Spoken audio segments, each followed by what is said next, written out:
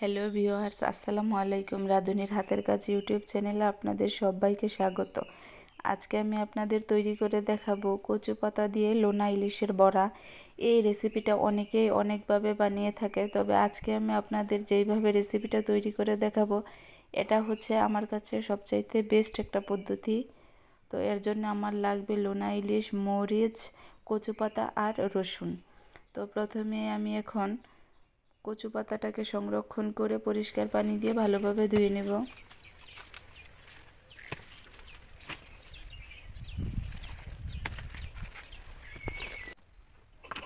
এখন শিলপাটায় আমি মরিচ আর রসুনগুলো ভালো করে বেটে নেব।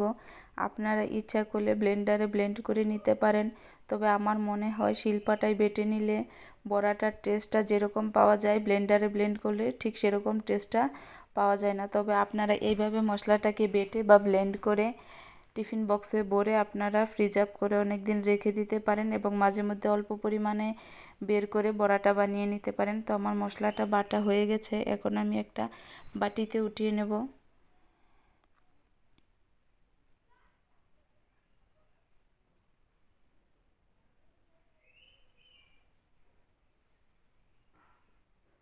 এখন অল্প করে পানি দিয়ে পাটায় লেগে থাকা মশলাটাও আমি ভালো করে উঠিয়ে নেব।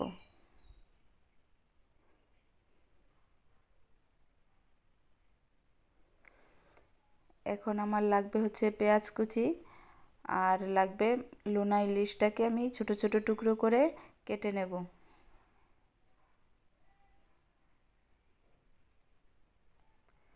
এইভাবে লোনা ইলিশের গায়ে লেগে থাকা আঁশগুলো আস্তে আস্তে ছাড়িয়ে নেবেন,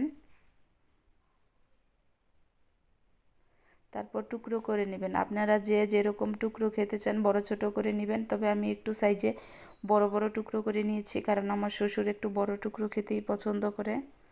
আপনারা ইচ্ছা করলে আরও ছোট করে নিতে পারেন বা এর চাইতে বড়ও করে নিতে পারেন।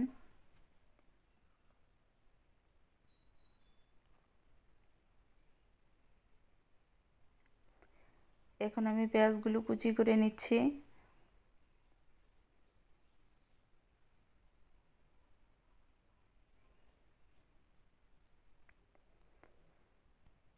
এখন কড়াইতে পরিমাণ মতো তেল দিয়ে দেব। এখন মশলাটা আমি ভালো করে কষিয়ে নিব। কড়াইতে পরিমাণ মতো তেল দিয়ে আমি পেঁয়াজটা দিয়ে দিলাম।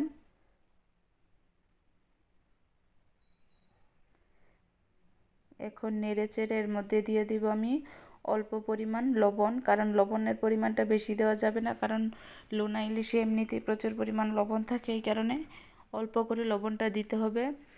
এখন বেটে রাখা মশলাটা আমি দিয়ে ভালোভাবে কিছুক্ষণ কষিয়ে নেব। কষিয়ে নেওয়ার পর অল্প পরিমাণে পানি দিয়ে মশলাটাকে একবারে শুকিয়ে ভাজা ভাজা করে নিতে হবে। একটু অনবরত নেড়ে যেতে হবে, না হলে নিচে লেগে যাবে।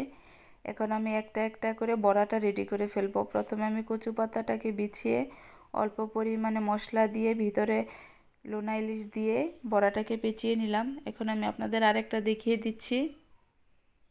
এভাবে কচু পাতাটাকে ভালো করে বিছিয়ে এর মধ্যে অল্প পরিমাণ মশলাটা দিয়ে দেব, তারপরে একটা লোনা ইলিশের টুকরো দিয়ে তারপর আবার উপরে মশলা দিয়ে ভালো করে পেঁচিয়ে বড়াটাকে রেডি করে নিতে হবে।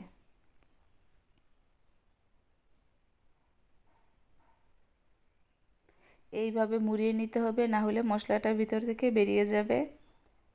তো একে একে আমি সবগুলো বড়া রেডি করে নিচ্ছি।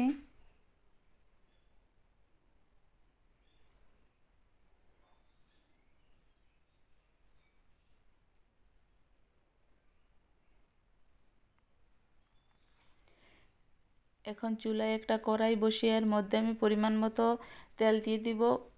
বড়াগুলো ভাজতে বেশি পরিমাণ তেলের প্রয়োজন হয় না, অল্প করে তেল দিলেই হবে। একে একে সবগুলো বড়া আমি কড়াইতে দিয়ে দেব।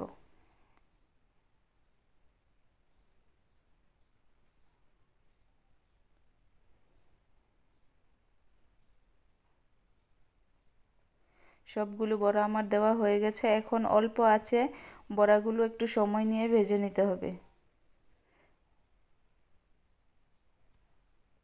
এই যে সবগুলো বড়া আমার রেডি হয়ে গেছে,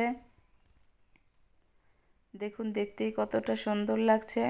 অনেক লোভনীয় একটা রেসিপি, আপনারা সবাই বাসায় ট্রাই করে দেখবেন। তো আমার ভিডিওটি যদি আপনাদের ভালো লেগে থাকে অবশ্যই চ্যানেলটিকে সাবস্ক্রাইব করে আমার পাশেই থাকবেন।